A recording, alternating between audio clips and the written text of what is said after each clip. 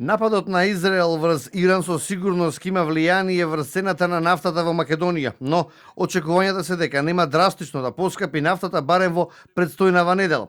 Ова го изјави претседателот на Регулаторната комисија за енергетика Марко Бислимовски, кој додава дека состојбата ќе се следи и се надева на што помал ценовен шок, исто како што се случи кога започна војната во Украина. Апсолутно ќе има влијание, да видиме како ќе се одрази во следните денови. За следната недела не верувам дека ќе има некое драстично влијание кое ќе носиме одлуката, но понатака доколку продолжи овој тренд на вака високи цени на нафтените деривати, апсолутно дека ќе има влијание и на цената која што ќе плаќаат корисниците во Македонија. Во последниве неколку месеци цените на нафтата на берзите се движат од 65 до 68 долари за барел. Утрово еден барел изнесуваше 78 долари. Тоа не смее да биде причина производите во земјава, особено прехранбените, да добијат нова повисока цена.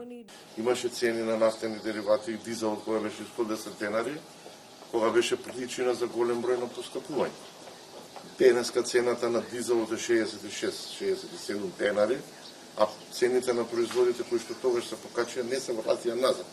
Така да не верувам дека тоа ќе има драматично влијание и на останатите продукти кои што се користат во државата.